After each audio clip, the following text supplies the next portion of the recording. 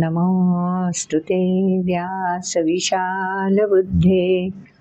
फुल्लारविन्दायतपत्रनेत्र येन त्वया भारततैलपूर्णः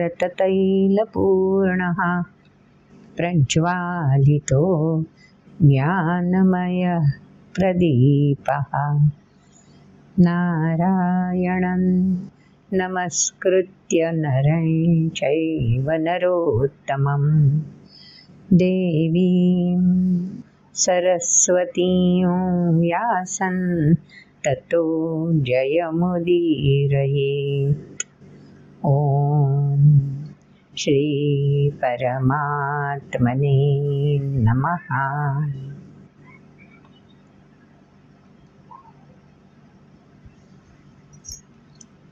11वें अध्याय में भगवान ने अर्जुन को विश्वरूप तो दिखा दिया जैसे अर्जुन की चाह थी, लेकिन विश्वरूप दिखाते वक्त भगवान ने ऐसा रूप दिखाया जो देखकर अर्जुन तो व्याकुल हो गया। ऐसा उग्र रूप अर्जुन ने अपेक्षा ही नहीं की थी कि ऐसा कोई रूप मुझे देखने को मिलेगा, लेकिन भगवान ने तो वही रूप दिखाया और सूक्ष्मता से दिखाया। क्या क्या दिखाया अर्जुन को?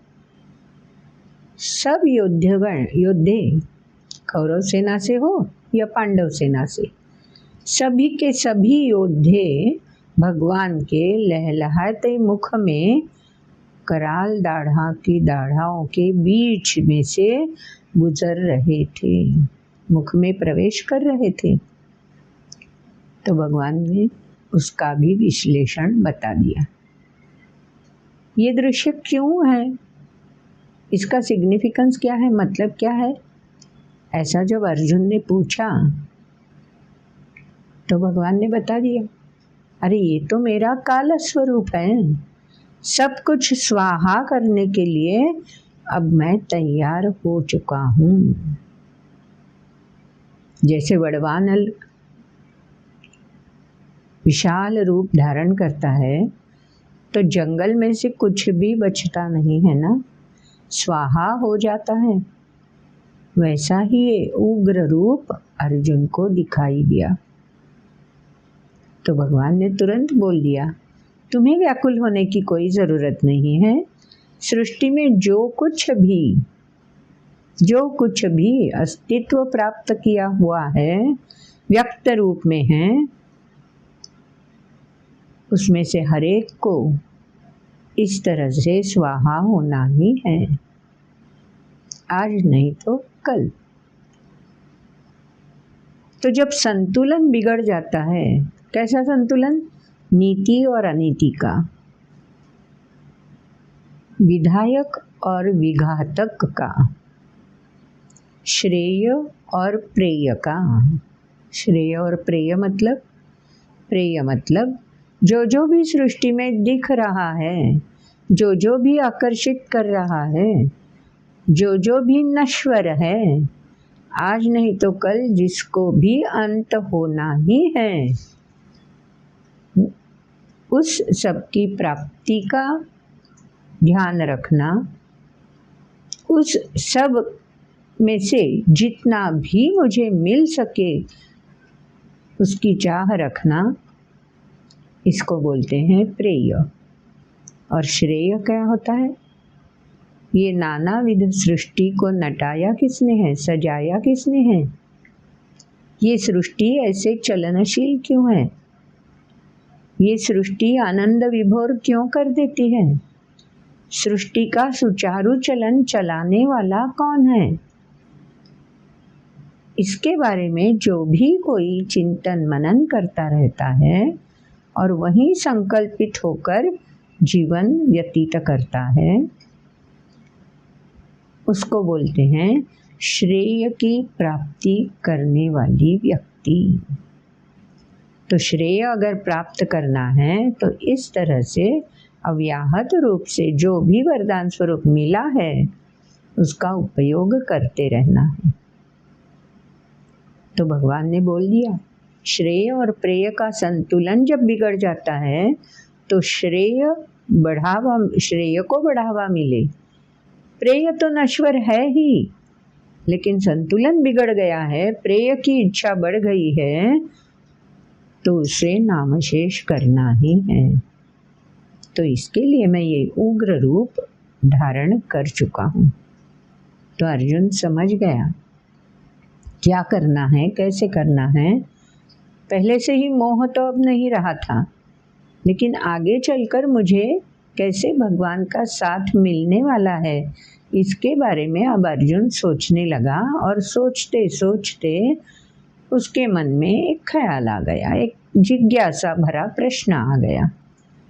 तो क्या प्रश्न आ गया अर्जुन के मन में, हमें भी तो जानना है ना। तो पहले श्लोक सुनने चाहिए। अध्याय 12वां जो शुरू होता है उसमें पहले श्लोक क्या है ये सुन लेते हैं। 11वें अध्याय का नाम ही है विश्वरूप दर्शन योग। तो अर्जुन को विश्वरूप दर्शन हो चुका है, उसका मथितार्थ भी अर्जुन की समझ में आ चुका है। अब अर्जुन और ही श्रद्धायुक्त अंतःकरण से भगवान की ओर आकर्षित होते हैं, समर्पित होने की चाह रखने लगे हैं। तो ये सब वर्णन 12वें अध्याय में आता है कि नहीं, ये हम पहले श्लोक सुनेंगे, बाद में विवरण सुर्खियाँ सुनकर पता चल जाएगा। तो सुनते हैं पहले श्लोक। ओम श्री परमात्मने नमः। अथ द्वादशोऽध्यायः। अर्जुन उवाच एवं सततयुक्ता ये भक्तास्त्वां पर्युपासते ये चाप्यक्षरमव्यक्तं तेषां के योगवित्तमाः। श्रीभगवानुवाच मय्यावेश्य मनो ये मां नित्ययुक्ता उपासते श्रद्धया परयोपेतास्ते मे युक्ततमा मताः। ये त्वक्षरमनिर्देश्यमव्यक्तं पर्युपासते सर्वत्र गमचिन्त्यै च कूटस्थमचलं ध्रुवं सन्नियम्येन्द्रियग्रामं सर्वत्र समबुद्धयः ते प्राप्नुवन्ति मामेव सर्वभूतहिते रताः।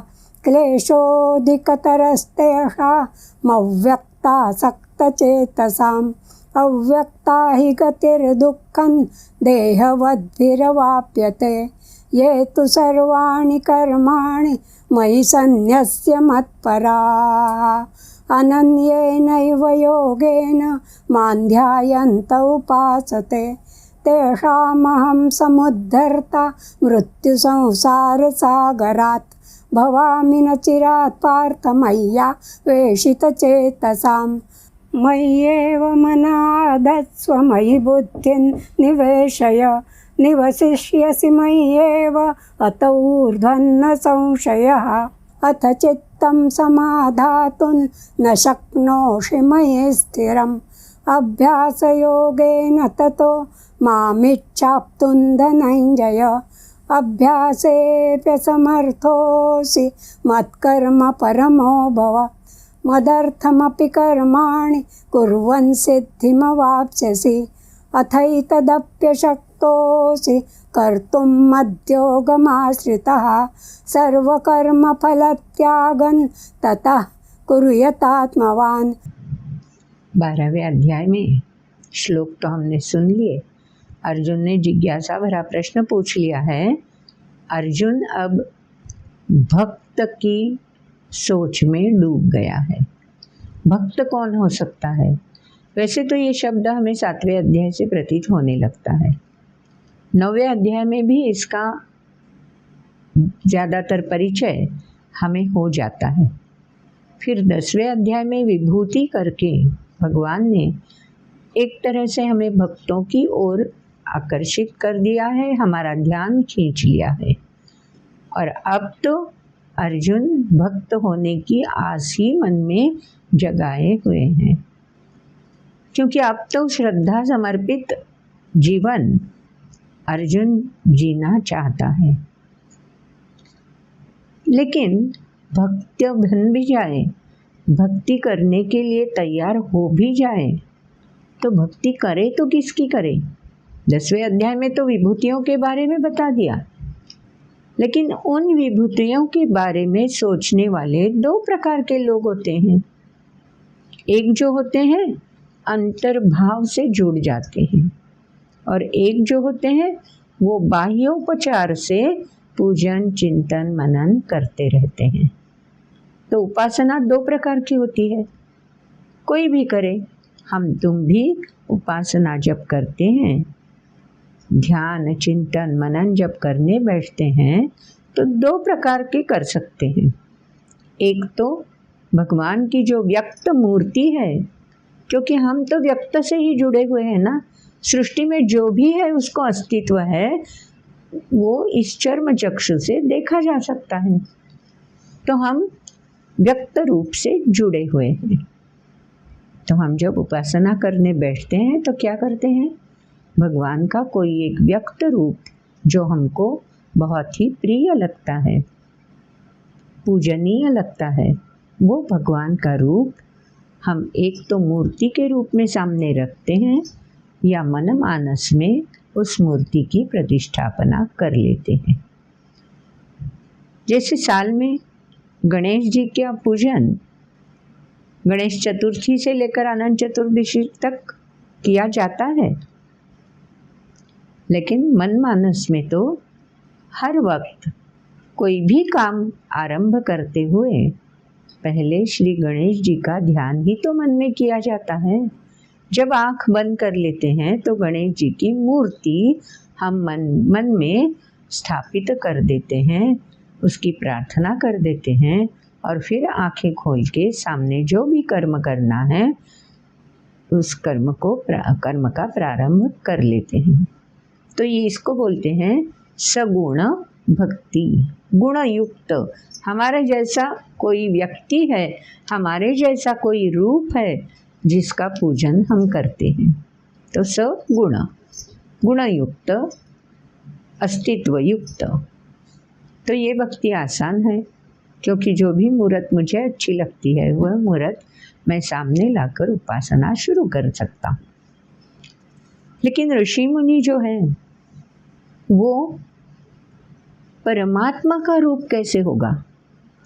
जो भी ऊर्जा व्यक्त सृष्टि में समाई हुई है, हर एक के अंतर में जो भी ऊर्जा प्रकृति के आवेष्टन में बंद हो चुकी है, उस ऊर्जा से ऋषि मुनियों को मतलब नहीं रहता। उसका व्यापक रूप कैसा होगा, ऊर्जा मूलतः कैसी होगी, इसके बारे में जब चिंतन मनन शुरू होता है तो ऊर्जा तो अव्यक्त है। जब प्रमाण मिलता है तो इसको ऊर्जा है हम बोलते हैं, इस वस्तु में ऊर्जा है ऐसा बोलते हैं। लेकिन शरीर जब कलेवर बन जाता है तो शरीर में जो भी ऊर्जा थी, कलेवर शरीर बन गया तो जो भी ऊर्जा शरीर में पहले थी वो ऊर्जा गई कहाँ, दिखती कहाँ है, पता कहाँ चलता है? ऐसी जो अव्यक्त ऊर्जा जो सृष्टि में भी समाई हुई है और सृष्टि से परे भी है, उसका चिंतन मनन करना कठिन तो है ही, लेकिन जो भी कठिन काम है उसको आह्वान समझकर, चैलेंज समझकर ऋषि मुनि करने के लिए तैयार रहते थे, तपश्चर्या में लीन हो जाते थे और साक्षात परमात्मा से जुड़ने की चाह रखते थे। तो 2 गुट हो गए। एक गुट व्यक्त मूर्ति से स्नेह पूर्वक आराधना, पूजन, अर्चना करना, उससे जो भी आस है वो मांग लेना, बता देना, फिर आनंद विभोर हो जाना। कभी कभी तो आँखों से आंसू भी बहते हैं उसका सुंदर रूप मूर्ति प्रतीत होने पर। ये हुई सगुण भक्ति। ऐसी सगुण भक्ति करने वाला जो कोई व्यक्ति है उसको सगुण भक्त बोलते हैं। और एक हुई अव्यक्त रूप से भक्ति, जो कि रूप में ढल चुका ही नहीं है, केवल ऊर्जा स्वरूप है। उस ऊर्जा से नाता जोड़ना, उसकी आराधना उपासना करते रहना, इसको बोलते हैं निर्गुण भक्ति। और ऐसा भक्त जो अव्यक्त से जुड़ा होता है वो वहाँ कब तक जुड़ा रहेगा, उसका मार्ग कैसे होगा। और सगुण भक्ति करने की चाह जो भी रखता है उसका मार्ग कैसे होगा, ये सब अर्जुन को मालूम होने के लिए अर्जुन उत्सुक है, जानने के लिए उत्सुक है। तो अब अर्जुन भगवान से ही पूछते हैं, पहले मुझे ये तो बताओ कि सगुण भक्त तुम्हें प्रिय है, सगुण की भक्ति करने वाला, या अव्यक्त की भक्ति करने वाला भक्त तुम्हें प्रिय है। योग वित्तमाहा, पहले ही श्लोक में अर्जुन ने प्रश्न पूछ दिया है, तो भगवान ने तुरंत उत्तर दे दिया। दूसरे श्लोक में भगवान ने बोल दिया, मय्यावेश्य मनो ये मां नित्य युक्ता उपासते। अरे किसी भी मार्ग से आओ, अव्यक्त की भक्ति करो या व्यक्त की भक्ति करो, मूर्त रूप में मुझे चाहो, लेकिन कैसे करना चाहिए, नित्य युक्त श्रद्धा पूर्वक समर्पित रह के इस तरह से पूजन अर्चन करना चाहिए। तो जो भी ऐसा करता है वो चाहे सगुण की भक्ति करे या निर्गुण की भक्ति करे, मुझे प्रिय ही है, मैं उसका भला ही चाहता हूँ, उसके लिए हितकारक फलित प्रदान करते रहता हूँ। तो अव्यक्त मतलब क्या, ये भी अर्जुन को स्पष्ट हो जाए, इसलिए भगवान ने तीसरे और चौथे श्लोक में अव्यक्त का वर्णन कर दिया है। क्योंकि अव्यक्त का वर्णन हम तो नहीं कर सकते ना, कैसे करेंगे। देश शब्द तो एक ही है, देशभक्त शब्द एक ही है। देश पर मर मिटने के लिए तैयार रहने वाली व्यक्ति देशभक्त कहलाती है। और देशभक्ति में, देशभक्ति के रस में हमेशा डूबी रहती है, ऐसा बोलते हैं ना हम। लेकिन ये देश मतलब क्या, देश कहाँ है, क्या कोई उसका व्यक्त रूप है, दिखा सकते हैं। हाँ, भारत का हम नक्काशा खींच लेते हैं, मैप, तो बोलते हैं ये भारत है। एक आध व्यक्ति क्या बोलेगा, अरे ये तो भारत का मैप है, भारत कहाँ है, देश कहाँ है। तो देश तो अव्यक्त है, लेकिन व्यक्त रूप से हमें प्रतीत होता है। तो कितना भी वर्णन करो, क्या देश उसमें मिट जाता है, सिमट जाता है, नहीं, और है और है और है। देश का मतलब ये भी है, ये भी है, मिट्टी है, फूल फल है, प्राणी है, पशु है, पंछी है, यहाँ की हवा है, पेड़ पौधे हैं, क्या क्या वर्णन करते जाएंगे, फिर भी देश का वर्णन खत्म नहीं होता। ऐसे ही अव्यक्त का वर्णन कैसे करें, तो भगवान ने खुद ही वर्णन कर दिया है तीसरे और चौथे श्लोक में। क्या कर दिया है, ये तू अक्षर अनिर्देश्य अव्यक्त। अनिर्देश्य मतलब नाम निर्देश नहीं, दिखा नहीं सकते। सर्वत्र गम, जहाँ भी सोच लो वहाँ उसकी प्रचिति मिल जाती है। अचिंत्य, जिस रूप में ढालना चाहो उस रूप में आप उसको ढाल सकते हैं। 10वें अध्याय में ये अर्जुन को भगवान ने बता दिया है, फिर भी एक बार बता रहे हैं। कूटस्थम, पानी में जैसे कुछ भी मिला दे तो पानी सर्वसमावेशक है, समा लेता है, वैसे ही ये कूटस्थम है, ये ऊर्जा किसी भी रूप में कहीं भी समा जाती है, अलग तरीके से अपनी पहचान बनाने का नहीं सोचती, घुल मिल जाती है। कूटस्थ, अचल, जहाँ भी है वो स्थितिजन्य भी रह सकती है, गतिमान भी। ध्रुवम सुनिश्चित है, ऊर्जा है, इसका प्रमाण मिल सकता है। तो ये सब अव्यक्त ऊर्जा का वर्णन खुद भगवान ने कर दिया है। तो व्यक्ति को क्या करना चाहिए? अगर ऐसे अव्यक्त का पूजन चिंतन मनन करना है, उपासना करनी है, तो आगे के श्लोक में बता दिया है कैसे करें। कोई रास्ता तो मालूम चाहिए। तो अव्यक्त की उपासना करने के लिए क्या करना चाहिए? संयम्येन्द्रिय ग्रामम सर्वत्र समबुद्धयः। बहुत मुश्किल है, सर्वत्र समबुद्धयः। हम तो जन्म से ही थोड़ी बहुत समझ आने लगती है मैं की, तभी तो क्या शुरू हो जाता है, ये मुझे पसंद है, ये मुझे चाहिए, ये ऐसा ही चाहिए, ये इस वक्त चाहिए। तो सर्वत्र समबुद्धि हम नहीं रख सकते। तरतम तो अपने आप शुरू कर हो जाता है और बढ़ता ही जाता है।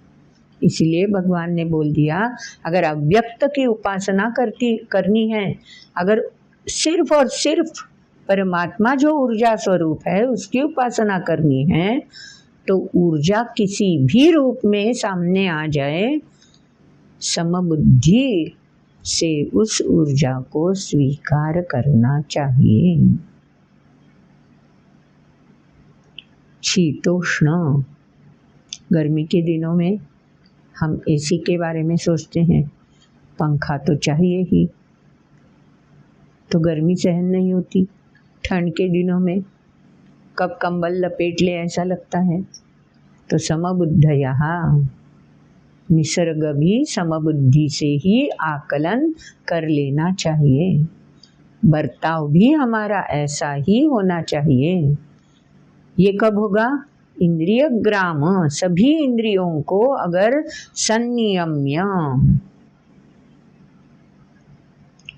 संयमित कर सकते हैं तभी ये शक्य होगा। लेकिन इंद्रियों को संयमित बहुत समय तक रखना मुश्किल बात है। आगे चलकर भगवान ने अव्यक्त की उपासना अगर करनी है तो और क्या करना चाहिए इसके बारे में भी बोल दिया। सर्वभूत हिते रताः,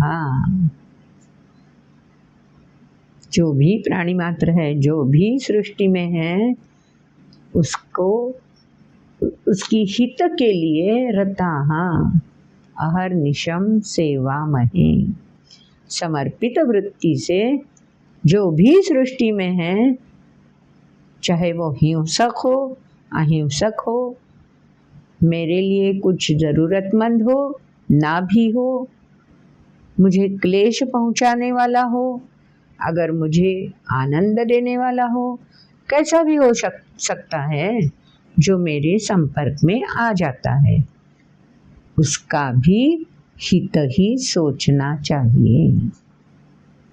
तो ये बहुत मुश्किल काम है ना, कोई संत ऋषि मुनि ही ऐसा कर सकते हैं।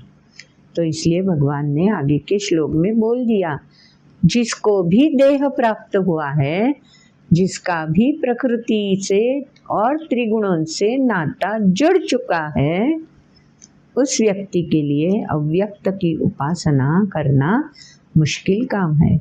क्लेशोदिकतरस्तेषाम् अव्यक्तासक्त चेतसाम्, दृढ़ रहना अव्यक्त की पूजा में, उपासना में, विचलित ना होना, अड़िग रहकर संकल्पित होकर अथक परिश्रम करते रहना अव्यक्त की प्राप्ति के लिए मुश्किल काम। इसलिए भगवान ने बोल, अधिकतर क्लेश होते हैं ऐसे पूजन करते वक्त, क्योंकि पता ही नहीं चलता कब हम भटक जाते हैं, विचलित हो जाते हैं, तो फिर मन को बंदिस्त बनाकर उसी रास्ते पे लाना पड़ता है। अनेकानेक उदाहरण हम आँखों के सामने ऐसे ला सकते हैं जो ऐसे अव्यक्त की उपासना में समर्पित होकर इस दुनिया को छोड़ गए। तो मुश्किल काम है। देहवत भी, जिसको भी देह प्राप्त हुआ है, उसको इस तरह से अव्यक्त की उपासना करना, उसकी पूजन में समर्पित रहना मुश्किल है। तो ये मुश्किल काम करने की क्यों सोचें? चलो हम सगुण भक्ति के बारे में सोचते हैं। भगवान ने भी वहीं बता दिया, अगर देह प्राप्त हुआ है ना, इंद्रिय मन बुद्धि तुम्हारे पास है ना, तो ऐसा कुछ करते बनो, सगुण भक्ति मार्ग स्वीकार करो, उसी रास्ते से चल पड़ो। प्रहलाद का उदाहरण तो हम सबको मालूम है। प्रहलाद तो अव्यक्त की भक्ति में मग्न था। जहाँ यहाँ वहाँ तहाँ उसको भगवान विष्णु ही विष्णु दिखाई दे रहे थे। जप जाप्य में लीन था और अपने साथ बाकी अपने उम्र के साथियों को भी ऐसी ही भक्ति में तल्लीन करता रहता था। तो क्या हुआ? अव्यक्त की उपासना में जब से वो तल्लीन होने लगा, तब से क्लेशकारक अनुभव उसको मिलना शुरू हो गया। हुआ है ना ऐसा ही। भक्त प्रहलाद का चरित्र आप सबको मालूम तो होगा ही, अगर नहीं मालूम तो कोशिश करना, भक्त प्रहलाद का चरित्र सुनते रहना। तो अव्यक्त की उपासना इतनी आसान नहीं है, लेकिन अव्यक्त भी व्यक्त रूप से प्रतीत होता है। भक्त प्रहलाद की कथा से ये हमें प्रतीत होता है, सुनने को मिलता है। खंबे में से भी भगवान प्रकट होकर व्यक्त रूप में आकर प्रहलाद के खातिर हिरण्यकश्यप को दर्शन दिया है उन्होंने। तो अव्यक्त की उपासना करने वाला भक्त भी भगवान का उतना ही निकटतम भक्त है जितना कि सगुण उपासना करने वाला। भक्त शबरी का नाम भी हमें मालूम है। शबरी तो सगुण की उपासक थी। श्री राम के पूजन में आया समय वो बिताती रहती थी। राम को उसने देखा नहीं था, लेकिन राम के बारे में हर वक्त वो सुनती आई थी। तो सगुण राम को देखने के लिए वो हरदम अपनी शरीर का, इंद्रियों का, मन का, बुद्धि का समर्पण करती रहती थी।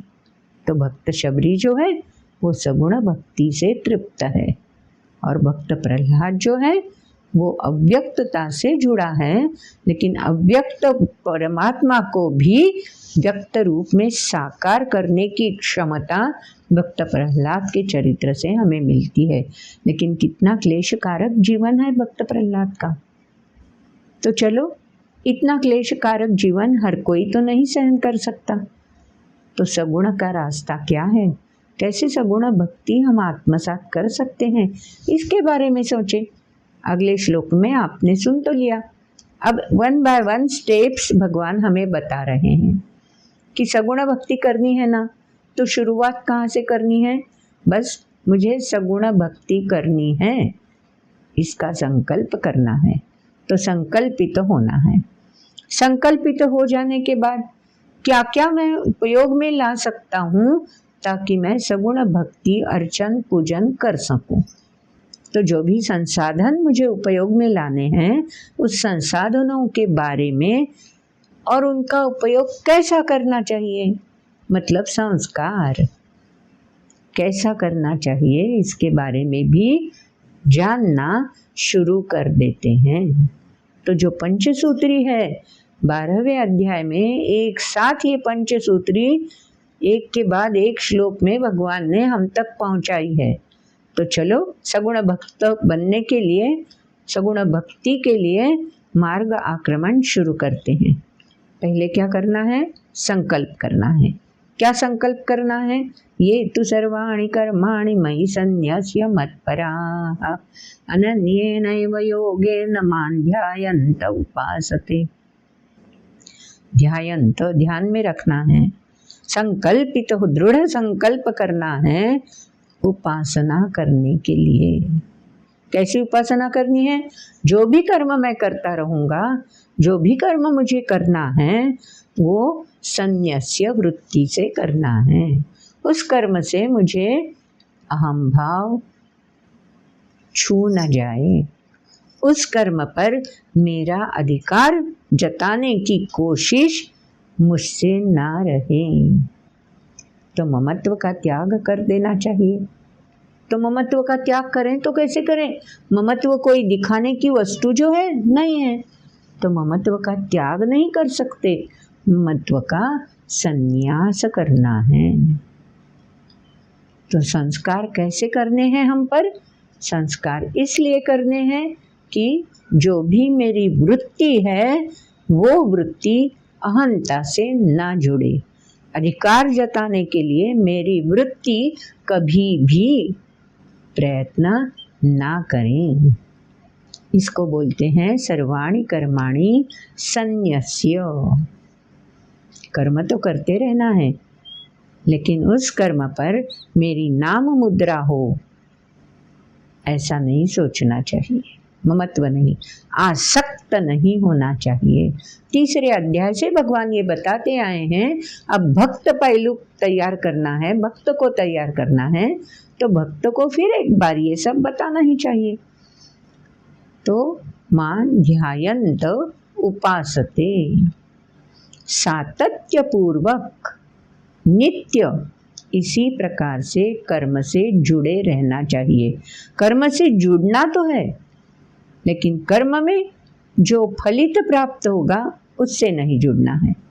कर्म में जो अहम भाव मुझसे भिड़ जाएगा उससे नहीं जुड़ना चाहिए। अगर ये हम कर सकें हर कर्म करते वक्त, तो क्या फलित अपने आप मिल जाता है। दूसरे पुरुष अगले श्लोक में भगवान ने वो बता दिया।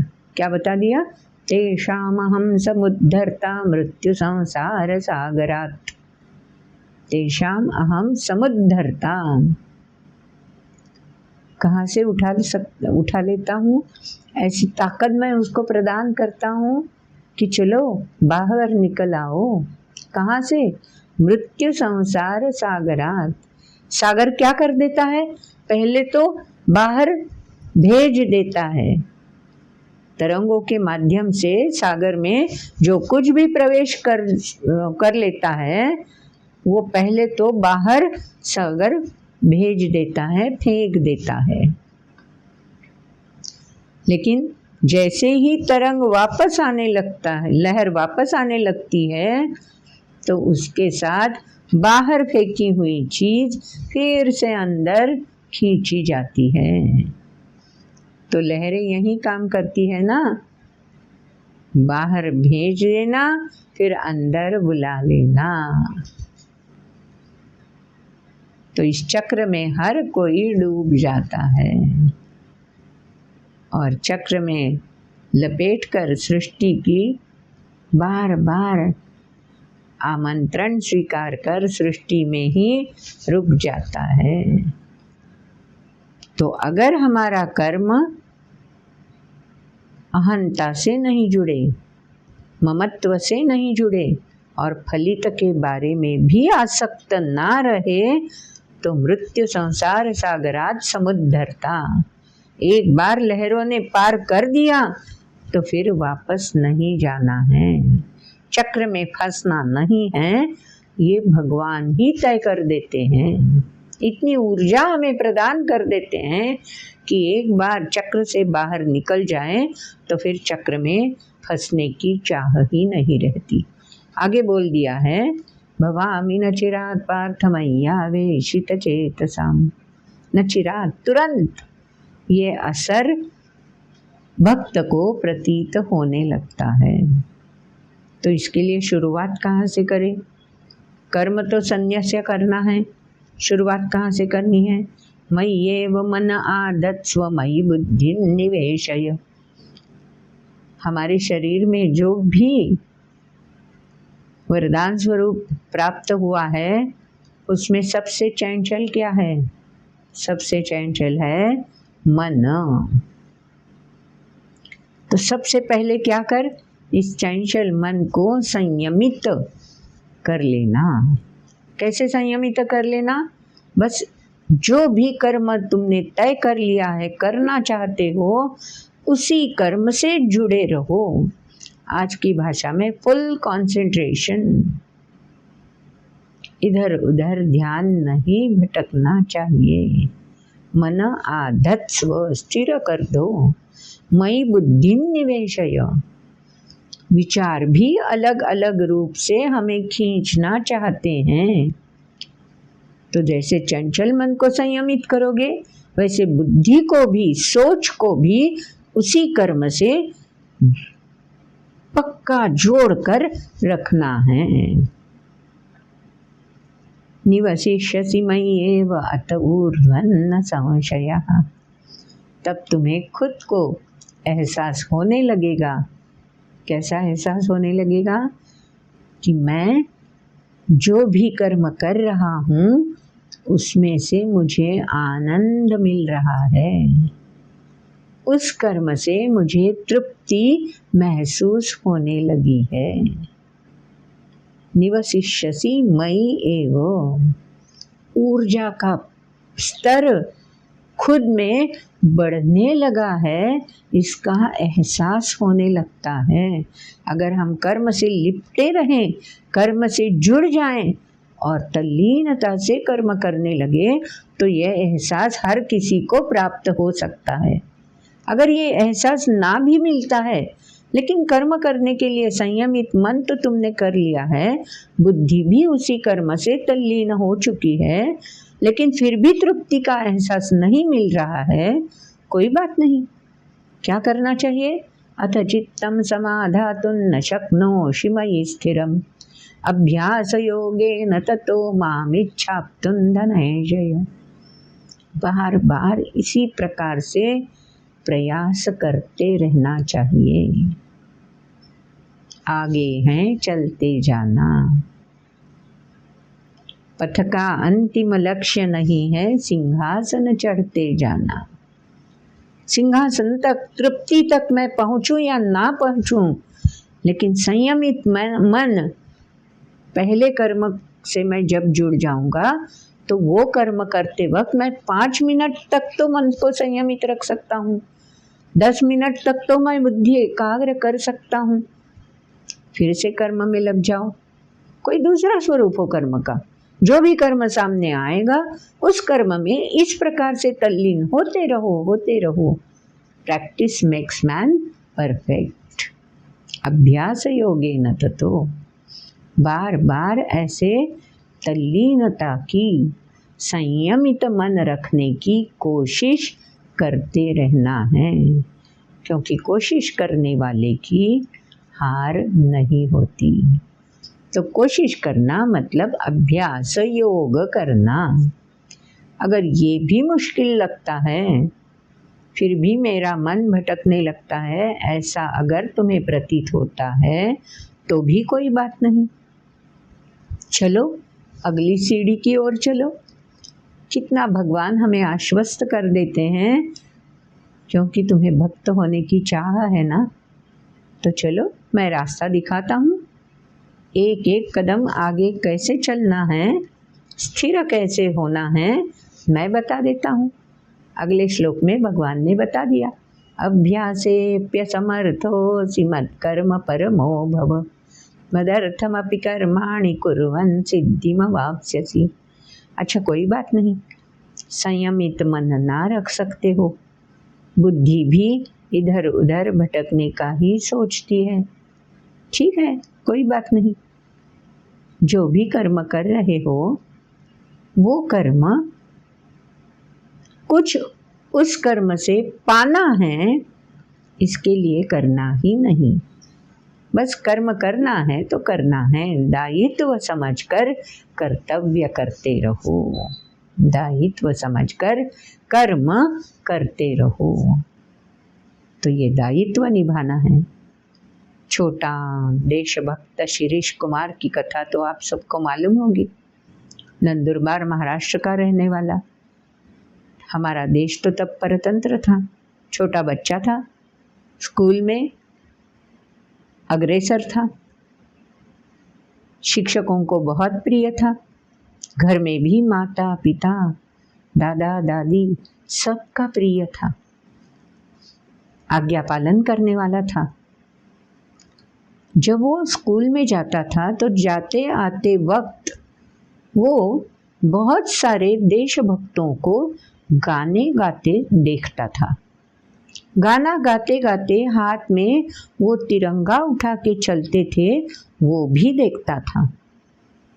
और ये भी वो देखता था, निरीक्षण कैसा होता है देखो, ये भी वो देखता था कि पुलिस अगर वहाँ आ जाती तो पुलिस डंडों से उन देशभक्तों को पीटती थी। लेकिन वो देशभक्त पीटना पसंद करते थे, लेकिन हाथ में पकड़ा हुआ ध्वज, हमारे देश की अस्मिता, उसको मिट्टी में नहीं मिला देते। हाथ पकड़कर एक के हाथ से दूसरे के हाथ में, दूसरे के हाथ से तीसरे के हाथ में थमा देते थे, लेकिन ध्वज मिट्टी में ना मिलने ऐसा ही कर्म करते रहते थे। तो देश क्या है पता नहीं था शिरीष कुमार को, लेकिन जो भी काम ये भक्त करते हैं, ये देशभक्ति के गीत गाते गाते जो भी काम करते हैं, ये कोई बहुत सत्कर्म है, ऐसा तो शिरीष कुमार को महसूस होता था। तो शिरीष कुमार मन ही मन ठान लेता था कि अगर मेरे हाथ में भी कभी ऐसा ध्वज आ जाए तो मैं भी इसी प्रकार से देशभक्त बन के ही रहूँगा। मैं भी मेरा दायित्व ऐसे निभाऊंगा कि वो ध्वज मिट्टी में ना मिले। जब ऐसा संकल्प मन में अपने आप उभरने लगता है तो भगवान भी तथास्तु बोल देते हैं। अपनी ऊर्जा का एहसास खुद को होने लगता है। एक दिन ऐसा ही हुआ, शिरीष कुमार स्कूल जा रहा था। ऐसे ही देशभक्त गाना गाते गाते ध्वज हाथ में लिए हुए जा रहे थे। इतने में पीछे से पुलिस आ गई और पुलिस डंडों से पीटने लगी। शिरीष कुमार एक बाजू में खड़ा हो गया। छोटा बच्चा था, इसलिए वो देशभक्त जो जा रहे थे उन्होंने उसको किनारे कर दिया। इतने में जिस देशभक्त के हाथ में ध्वज था, झंडा था, स्वातंत्र्य का प्रतीक था, देश की अस्मिता का प्रतीक था, वो झंडा उसके हाथ से छूट गया। अब वो उठाएगा कौन? और कोई रास्ते में दिख भी नहीं रहा था। तो शिरीष कुमार तुरंत लपक गया और उस ध्वज को उसने थाम लिया, अपने हाथ में उठा लिया। पुलिस तो निर्दयी थी, पारतंत्र में हम थे ना हम। तो पुलिस अब शिरीष कुमार की ओर आ गए। शिरीष कुमार ने मरते दम तक हाथ से झंडा नहीं छोड़ा और मित्रों को बुलाता रहा। शिरीष कुमार का ये साहस देखकर एक एक मित्र आने लगा। अपने हाथ में शिरीष कुमार से ध्वज लेकर फिर डंडा मिले तो दूसरे के हाथ में पुलिस ठक कर निकल चली गई। लेकिन शिरीष कुमार को इतनी चोटें आई थी, छोटा बच्चा था, तो शिरीष कुमार ने देह तो त्याग दिया, लेकिन अंत में उसने क्या देखा? ध्वज किसी के हाथ में फहराया हुआ है, किसी के हाथ में ध्वज ऊंचा है। तो मेरे स्वातंत्र्य का प्रतीक है, मेरे देश की अस्मिता है ये ध्वज, ये कभी मिट्टी में खो ही नहीं सकता, जा ही नहीं सकता। इसको बोलते हैं मदर्थमपि कर्माणि कुर्वन् सिद्धिम अवाप्स्यसि। शिरीष कुमार तो रहा नहीं, उसको ऐसी चोटें आई थी कि उसने प्राण त्याग दिए, लेकिन सिद्धि तो प्राप्त हुई। अनेकों के मन में उसने देशभक्ति की ज्वाला ऐसे प्रज्वलित कर दी अपने कर्तव्य से, अपने दायित्व निभाने की कृति से। तो ये एक शिरीष कुमार की कथा है। ऐसे कितने शिरीष कुमार आज भी देशभक्त बनकर अस्मिता जगा रहे हैं। देशभक्ति की ज्वाला हर एक के हृदय में जागृत कर रहे हैं। उसकी आभा में देश को विकास की ओर ले जा रहे हैं। तो यही भगवान ने 12वें अध्याय में बता दिया है सगुण भक्ति क्या है। इस तरह से जो भी कर्म करना है दायित्व समझकर, कर्तृत्व समझकर, कर्तव्य समझकर करते रहना है। अपने आप सिद्धि प्राप्त हो सकती है। आगे चलकर भगवान बोलते हैं अथैतदप्यशक्तोऽसि। अगर ये भी तुम्हें नहीं मुश्किल लगता है, ये मुझसे नहीं होगा, ऐसा अगर लगता है तो भी कोई बात नहीं।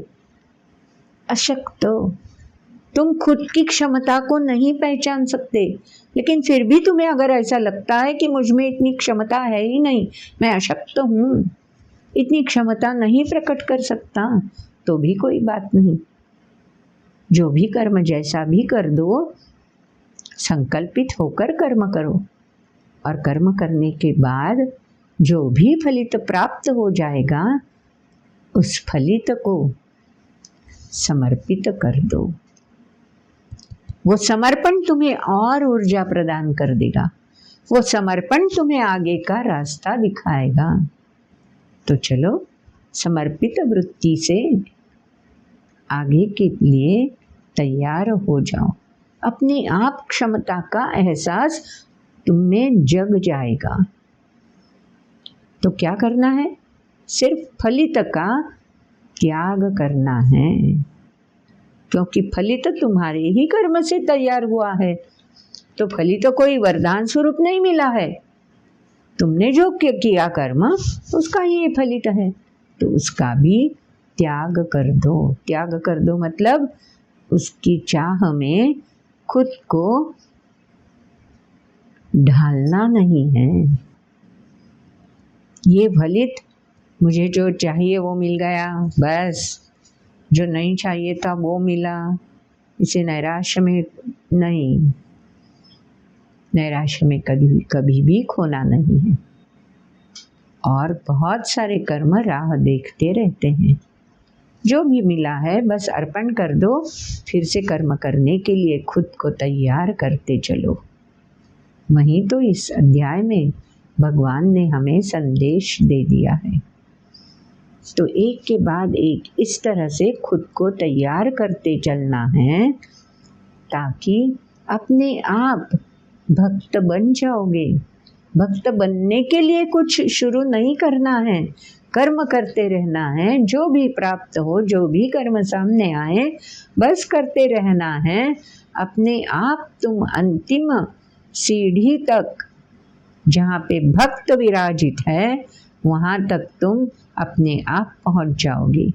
क्योंकि वहाँ ले जाने के लिए खुद भगवान हमें ऊर्जा बनकर हम में ही समाये हुए हैं।